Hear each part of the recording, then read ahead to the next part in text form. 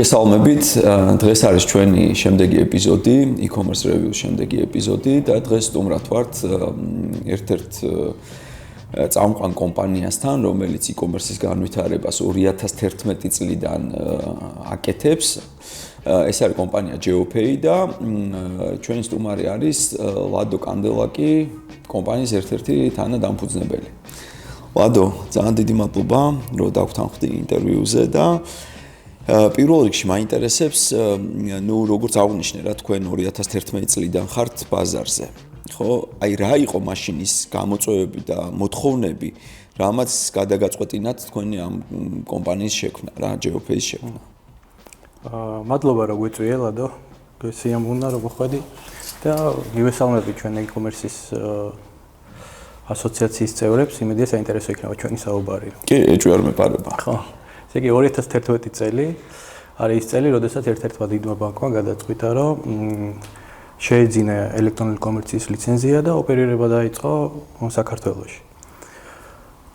ეხლა როგორ იწყება ეს თვითონ ოპერირების ეტაპი რა, ესე იგი მერჩანტი არის კომპანია, რომელიც ერთვება ელექტრონული კომერციის სისტემაში, მოდის ბანკში, აფორმებს ხელშეკრულებას, თანხმდებიან პირობებზე და ბოლოს პატარა მომენტი აძლევენ ტექნიკურ დავალებას და ეს ტექნიკური დავალება უნდა შეასრულო. ეხლა რისგან შედგება ეს ტექნიკური დავალება? წარმოიდგინე სადღაც 30 ფურცელი, რომელიც თქვათ 4 ფურცელი არის თავიდან ტერმინების ასახვა, თქვათ იქ მერჩანტი, ინშუერი, ეკვაირი, ემიტენტი. ხო, ტერმინების განმარტება კიდე. და მოკლედ ეს პროგრამისტისთვის იყო როგორი რაღაცა. წვალება. აი სკოლაში რო ლექს მოგცემდნენ და გეტყოდნენ ხვალე ზეპირად. და ახლობით ესეთი რაღაცა. დაფიქსირდა რომ იყო პრობლემა, იმიტომ რომ რთული იყო მართლა ამის გარჩევა. და იმ დროს ვიყავით 4 მეგობარი, რომელიც ესე იგი 2 მუშაობდით ინტერნეტ სერვის პროვაიდერში და 2 ბანკში. და დაუფიქსირეთ რომ ეს პრობლემა არის, ბანკს უნდა ძალიან ბევრი მერჩანტის ჩართვა, მაგრამ აი ამის გამო არ ხერხდება. ეხა ცალკე რო გამოიყოთ ჯგუფი და ამისთვის ცალკე თანამშრომელი გამოიყოთ, ეს სწრაფად ეს არ მოხერხდებოდა და შემოგთავაზეს ჩვენ რომ ჩვენ აგვეღო ეგ საქმე, ესე იგი ბანკი იტყოდა რომ ეს ბიჭები დაგეხმარებიან, ასე ვთქვათ კრედიტაც გვენდნენ.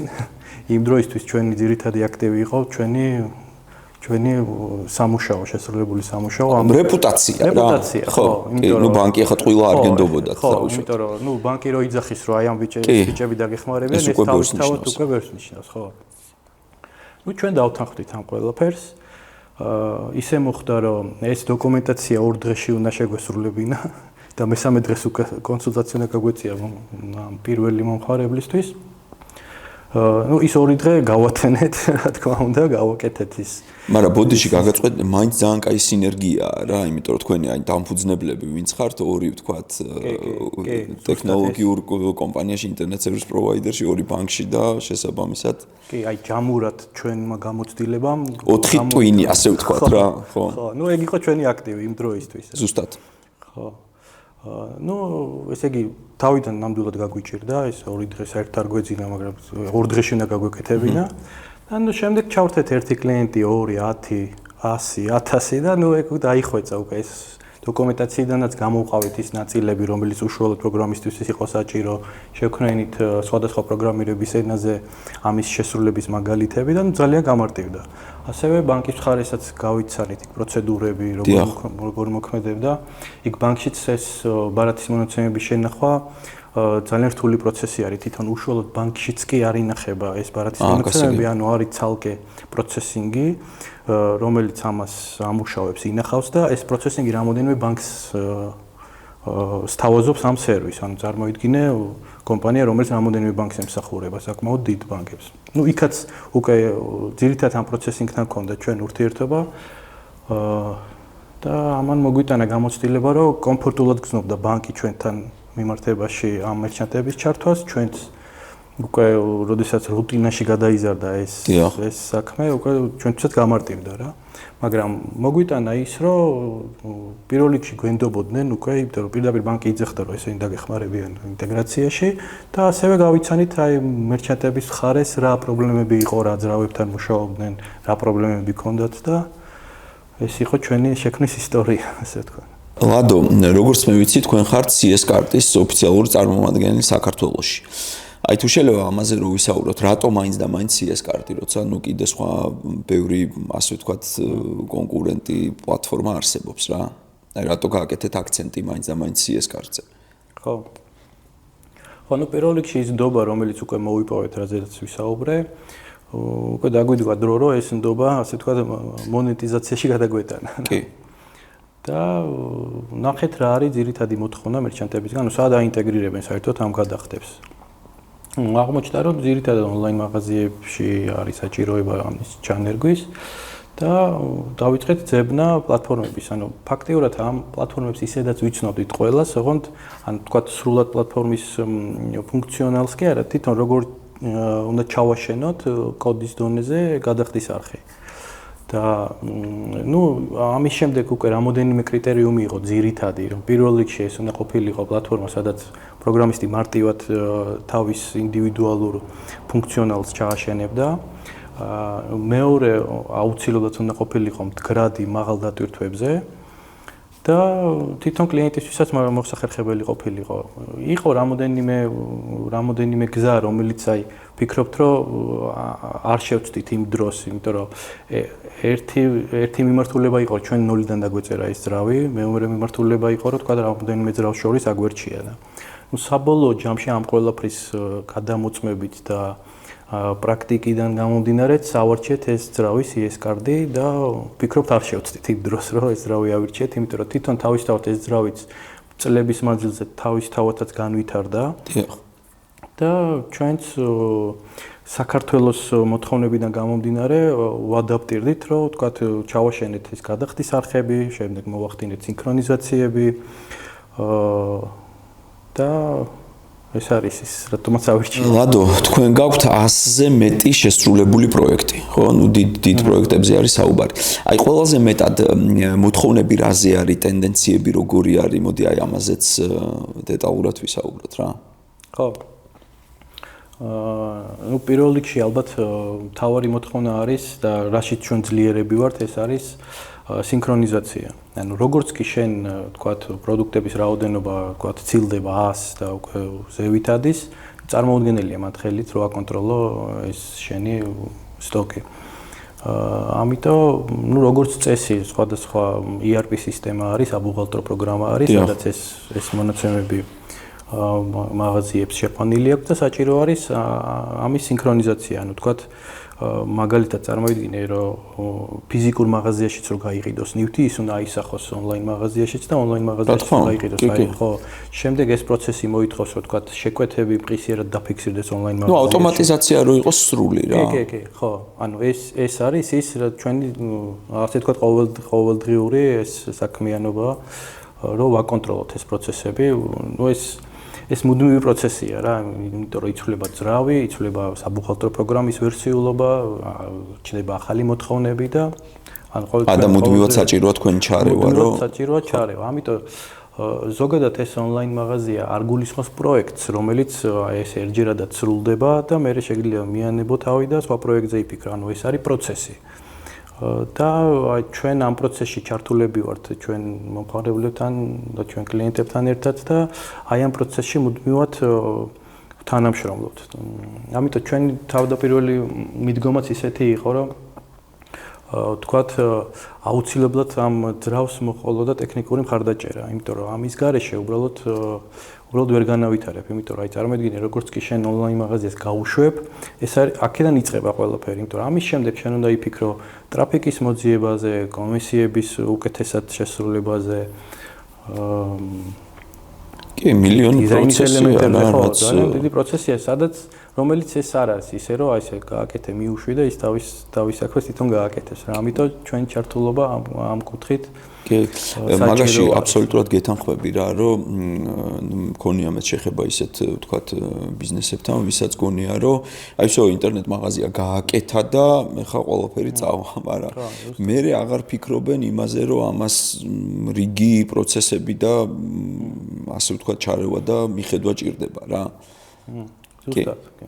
რა მინდა იცით ხო, აი თუ შეგიძლია რომ ბიზნესს დაუშვათ, რომელიც გადაწყვეტს დღეს რომ გააკეთოს ონლაინ მაღაზია, მინდა რომ შენ მიცე რჩევა რა მომენტები უნდა კონდეთ შიგნით მზად, რომ კარგად, ასე ვთქვათ, მოერგონ იმას, კარგად მოხდეს ამ მათი ინტერნეტ მაღაზიის გაშვება, რა რისთვის უნდა იყვნენ ისინი მზად. გავიგე. ხო, ну, პირველ რიგში, ესე იგი ონლაინ მაღაზიაში, პირველი რაც არის გასათვალისწინებელი, რომ სურათი ყიდის. ანუ ის სურათი, პროდუქტის სურათი, კონტენტის კარგი ფოტოები, ხო? პირველი არის სურათი. ფაქტიურად შენი პროდუქტით ადამიანი ინტერესდება სურათით. ზუსტად. ხო, სურათის შემდეგ შენ, ну, რა თქმა უნდა, გქონდეს ამ შესაბამისი აღწერა, სტრუქტურირებული კატალოგი და სტრუქტურირებული მახასიათებლები. მახასიათებლებს გულისხმობთ, რომ ანუ რამდენი მახასიათებელიც გაქვს, შენ იმენი ფილტრი გაქვს შემდეგ, ანუ ამ მახასიათებელს აბავ ფილტრს. და ეხლა თუ ეს მახასიათებელი ტექსტურად გაქვს შეყვანილი, შენ ვერანაირ ფილტრს მაგას ვერ მიაბავ. და კიდე არის, ну, რა თქმა უნდა, UX UI, ოღონდ მინდა გამოყო ამ UX UI-ში რა, რომ აი წარმოიდგინე რო აიღო ყველა აბსოლუტურად მაღაზია და ყველას ესე ინდივიდუალურად UX UI რო განიხილო როგორ აქვს. ამ ყველას ექნება ერთი ჩონჩხი, ასე ვთქვათ. კი. და ესე იგი შენ აუცილებელი რომ ეს ჩონჩხი გაითვალისწინო და არ დაარღვიო. აი უკვე თვალი როცა გაკაფული გაქვს და შედიხარ ონლაინ მაღაზიაში, აი ეგრევე ამჩნევა, ანუ ის მთავარი კომპონენტები დარღვეული არის თუ არა. ანუ როგორც კი დარღვეულია, უკვე აი ანტიპათია გაქვს ამის მიმართ რა. და თუ თქვათ ეს ამ ჩონჩხზე შენ შემდეგ შენ კომპონენტებს უმატებ, მაშინ ეგ გამოდის უკვე კარგი გადაწყვეტილება. აჰა, გასაგებია. და ამავე დროს, ну, ძალიან დიდი როლი აქვს, რა თქმა უნდა, მიტანის სერვისსაც რა. ხო, მაგრამ ეს უკვე თვითონ სუფთა ბიზნესის მხარე არის, რომელიც, ну, ალბათ თქვენ ნაკლებად გეხებათ რა. ხო, ну, რა თქმა უნდა, ესე იგი გადახდის სინქრონიზაცია, კურიერი, კიდე აი ცალკე აღნიშნავ რა, რომ როგორი კარგი ონლაინ მაღაზიაც არ გააკეთო, შენი სახე არის ის პიროვნება, რომელიც მოიტანს და ესე ხელზე გადაგცემს. მაინც ის წარმოგადგენს შენ. ამიტომ აი საკურიერო კომპანიის შერჩევა, ну, ესეც ამ სიაში ერთ-ერთი პრიორიტეტული არის. გადახდის არხიც კიდე, ну, ეს გადახდის არხები ნელ-ნელად დროთა განმავლობაში იხვეწება და მარტივდება მათი ინტეგრაცია და თვითონ კლიენტისთვისაც მარტივი არის, მაგრამ აი მაინც გამოყოფდი, რომ დღეს მაინც უწევს მომხმარებელს აი ბარათის მონაცემების შეყვანა ხშირად. მაგრამ ნელ-ნელა უკვე მუშაობენ მაგაზე, რომ ეს პროცესიც უფრო გამარტივდეს. აი მაგალითად გამარტივდეს როგორ, რომ შენ თუ ერთხელ შეიტან მაღაზიაში ბარათის მონაცემებს, ეს ბარათის მონაცემები მახსოვრდება და შემდეგ იქ იმ დამახსოვრებულ ბარათზე გააკეთო ტრანზაქცია ისე, რომ აღარ გადახვიდე ბანკის მხარეს. ხო, ერთი კლიკით რა. ხო. ამ დროს ესე იგი როგორც შენთვის არის კომფორტული, ასევე მაღაზიისთვის არის კომფორტული, იმიტომ რომ ეს პროცესი მთლიანად ბანკში არ გადადის. და მე არ ბრუნდება, რაც დაკავშირებული არის ზედმეტ შემდეგ საპორტის მხარეს წარმოქმნილ კითხვებზე, ეს საპორტი როგორც ჩვენ გვეკუთვნის, ასევე ბანკს ეკუთვნის და ნუ მე ვფიქრობ დღესდღეობით ალბათ ეს ფორმა უკვე დაძველებულია და უნდა შეიცვალოს რა. კი, გეთანხმები. ჩვენი მხრიდან ვცდილობთ რომ ამაზე ვიმუშაოთ, მაგრამ ნუ მხოლოდ ჩვენზე არ არის ეს დამოკიდებული და ნუ ნამდვილად ხედო არის რომ ეს უნდა გაუქმდეს რა. ფაქტიურად Google Pay და Apple Pay-ც ეგრე მუშაობს. ანუ შენ ერთხელ ამახსოვრებინე ბარათს და შემდეგ ამ დამახსოვრებული ბარათით იხდი ისე, რომ არანაირი დისკომფორტი არ გექნება. რატომაც არ შეიძლება, რომ თქვათ მაგალითად TBC ბანკში ან საქართველოს ბანკში დამახსოვრებული ბარათი ერთჯერადად გაატარო, შემდეგ სხვადასხვა მერჩანტთან, ხო? მაგრამ ეს დღეისობით ალბათ კიდეც არატექნიკურ სირთულეებთან არის დაკავშირებული, მაგრამ იმედია რომ ეს მოიხსნება და უფრო კომფორტული გახდება ეს გადახდის შესრულება. კი ბატონო, უფრო დიდი მოთხოვნა როგორი ტიპის ონლაინ მაღაზიებზე არის რა დაუშვათ კლიენტებისგან მოთხოვნა, აი მაგალითად ლენდინგ პეიჯებზე, მარკეტპლეისებზე თუ აი ქართული ბაზარი როგორი ტიპის ონლაინ შოპინგს ითხოვს რა ონლაინ მაღაზიებს როგორი ტიპისას ითხოვს. ხო. ну ამ ბოლო ტენდენცია ისეთი არის რომ უკვე მოთხოვნა იზრდება მარკეტპლეისებზე და მულტისტორ ფრონტებზე. ეგ უფრო რთული პლატფორმა არის, ბევრად უფრო მეტი დეტალი არის გასათვალისწინებელი, მაგრამ მაინც დიდი კომპანია ცდილობს, რომ საკუთარი B2C პლატფორმა კონდეს, ინდივიდუალური მორგებული თავის, თქვა, ბრენდინგზე, იქ ხედვაზე და ასე შემდეგ რა. ლადო, ზოგადად, ბევრი ბიზნესი ალბათ უფრო ყველა ბიზნესი ითხოვს სრულ ავტომატიზაციას. აი თქვენი დაკვირვებით რა, რომელი ინტეგრაციები არის ყველაზე მოთხოვნადი საქართველოში? მაგალითად, რა ვიცი, განვადება, ლოგისტიკა, აი რაზე უფრო არის მოთხოვნა რა? ხო. როგორი ტიპის ინტეგრაციებზე? ბოლო სტატისტიკას თუ შევხედავთ, ძალიან დიდი მოთხოვნა არის განვადებაზე და ნაწილ-ნაწილ გადახდაზე. ანუ თუ შევადარებთ, ბევრად უფრო მეტი ტრანზაქცია არის ნაწილ-ნაწილ გადახდის შესრულებაზე, ვიდრე ჩვეულებრივ პირდაპირ თანხის გადახდაზე. ეს არის პირველი ალბათ. და მეორე, აი სულ უფრო მეტი და მეტი ხალხი ირჩევს და ხვდება, რომ აუცილებელი რომ სინქრონიზირებული იყოს შენ ERP სისტემებთან, როგორც უკვე აქამდე ვილაპარაკე, ეს ყველა პროცესი, ანუ მაქსიმალურად არის მაგალითად პროექტები, რომლებიც ონლაინ მაღაზიაში აი მხოლოდ ბანერებს ანთავსებენ და სარეკლამო კონტენტს. დანარჩენი ყველაფერი ავტომატიზირებული არის, მაგრამ ეს მხოლოდ ჩვენ მხარეზე არ არის დამოკიდებული, თვითონ ERP-ის და ბუღალტერიის მხარესაც უნდა კონდეს შესაბამისი ამის საშუალება. ხო, მაგრამ პრაქტიკულად დღეს ახლა ყველა, თქვათ, საბუღალტერო პროგრამებს ალბათ ყველას აქვს უკვე, ხო? კი, არა, ზოგადად ყველას აქვს უკვე მაგის გარეშე ვეღარ ოპერირდები, მაგრამ იქაც ზოგი უფრო მოქნილია, ზოგი ნაკლებად მოქნილი არის და ყველასთან არ გამოდის, რომ თქვათ, ყველა პროცესი ესე იდეალურად, ხო. მაგრამ ისინიც ხშირად ანახლებენ თავიანთ პლატფორმებს და ითვალისწინებენ ამ მოთხოვნებს. Landing page-ებზე თუ არის მოთხოვნა რა, აი მაგალითად გულისხმობ, რომ ვიღაცას ერთი რაღაცა პროდუქტი შემოაქვს და უნდა რომ აი ამ landing-ის საშუალებით გაყიდოს დაუშვათ რა, ამაზე თუ არის მოთხოვნა. კი, საკმაოდ ბევრი კლიენტი ყავს ეგეთი, ვთქვათ, ზოგს შეიძლება საერთოდ 10 პროდუქტი კონდეს რა, მაგრამ ის მნიშვნელოვანი 10 პროდუქტი არის. თვითონ ძრავს აქვს ძალიან მარტივი გადაწყვეტილება, აი ტენდა არის ეგეთი ძრავი, რომელიც აი ამ landing page-ებს ძალიან მარტივად აკეთებს და ამ ტენდას ინტეგრაცია ძალიან მარტივია CS კარტში და ვთქვათ, იქ თუ ვაკეთებდი landing page-ებს, პირდაპირ ეს შენი landing page-ი შეიძლება გადმოიტანო და გამოიყენო შენ ონლაინ მაღაზიაში. გასაგებია. ლადო, როგორც აღნიშნე, ესე იგი, ზოგ ბიზნეს გონია, რომ всё ინტერნეტ მაღაზიას გააკეთებს და ამითი დამთავრებულია ყველაფერი კარგად წავა.